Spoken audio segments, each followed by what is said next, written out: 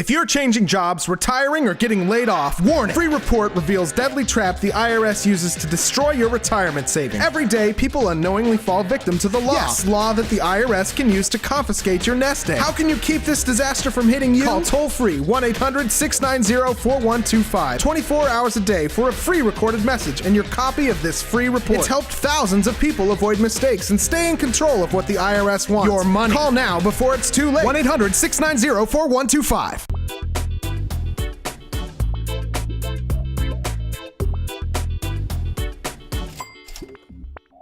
Welcome back to Money Morning. My name is Eric Stewart.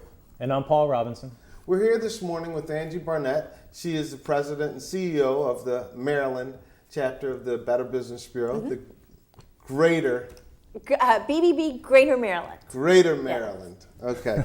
So, Angie, before the break, we were talking about how important it is for businesses to become members of the be accredited by the Better Business Bureau. Good job. Yeah.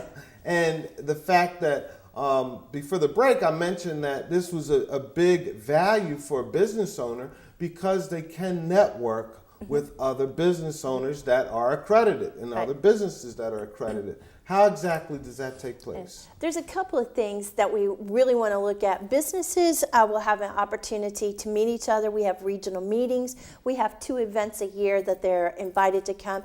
That way they can have an opportunity for networking. As far as the state of the home ownership and the mortgage industry, we've seen over the past year and a half, all the headlines are, foreclosures. A lot of mortgage companies are going out of business, and a lot of predatory lending has been going on. How has the Better Business Bureau address this, or what have you seen? Right, Paul, that's such a good question. A couple of things that we're doing now. We've seen an increase in what I would call deceptive advertising practices. It's mortgage companies or various companies that have been impacted by this downturn in the economy or the perceived downturn in the economy. They're doing a little bit more aggressive advertising that really crosses the line. I'll give you a good example. Mortgage company is sending out information about refinancing, but the introduction to the letter either is threatening or the introduction in the letter is making them feel as if they're suddenly eligible for something they previously were not. Right. So we feel that's deceptive advertising. So we're seeing an increase of that. You mentioned predatory lending. Online advanced fee loan scams, they are the number one issue that we're dealing with in terms of what's going on in Maryland's market. Okay. And then lastly, one of the things we've seen in the Better Business Bureau is for the first time we're seeing in January businesses that did not renew their accreditation, they were out of business. We've seen a significant spike in those. And I was sharing with you earlier that we even have one business that's unable to resolve a consumer dispute.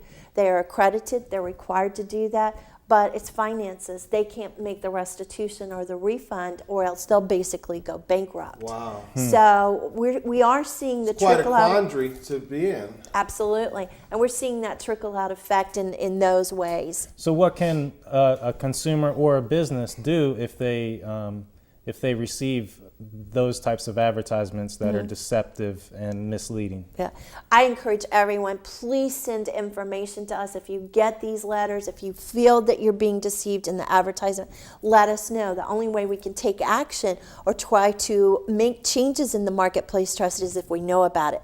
So letting us know is definitely one advantage we ask people to take advantage of. Well, is there anything that you could do for a consumer who comes to you to bring to light some of this deceptive practice for a business that's not accredited by the Better Business Bureau? Yeah. Whether they're accredited or not, a couple of things that we do.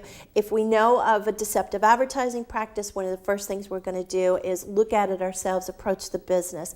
If they don't modify, we let the public know, and our company reports the reliability reports of this practice, and we do that for scams or any type of concern we have.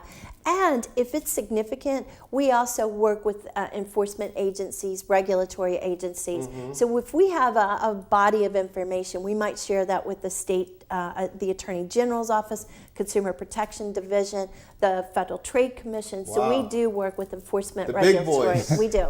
Can people get that information on your website as far as if a company has X number of complaints against them? Tell us about this dynamic website. People have to be going there for some reason. Why should so much traffic be driven there? One easy thing to do by going to bbb.org, go on our website, click on the U.S., put in the name of any company, and you will get a company reliability report.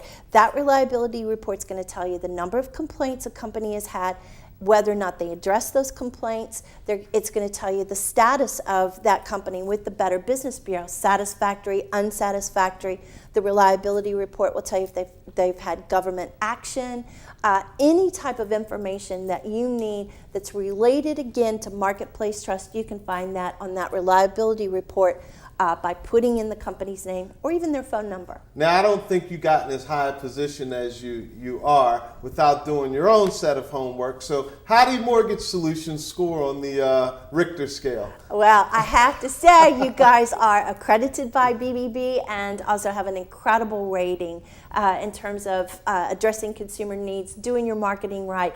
You guys do everything right, and we're really proud to have you part of us. Yeah, and letting us be part of you. Yeah, we're happy to have you all. Now, I do want to address this one thing, that the Better Business Bureau, for even a small business, can have an expense of right around $400. For larger companies, it can be even more. But the value of that is that consumers can go and know that you're a good business. And of course, you're going to fall under some scrutiny. Your checks and balances better be in place. But guess what? The $400 or the $1,000 or whatever it costs to be accredited that you spend will come back to you tenfold. I'm here to give a personal testimonial to it. Folks go to the Better Business Bureau site all the time and say, I checked you out and you guys were stand up, and that's why I'm using you. So definitely, I'm glad to have you. Thank you. Like to keep you involved with us at all times. And Thanks. we just welcome you for coming on to the show. My pleasure, my pleasure. You guys were true gentlemen, and thanks for giving us a chance to tell our story. Really appreciate it. Well, you Our come on pleasure. back and see us soon. I will gladly do that. And you come back and see us soon as well. We'll be here tomorrow morning here on Money Morning. My name's Eric Stewart. And I'm Paul Robinson. We'll see you tomorrow here on Money Morning.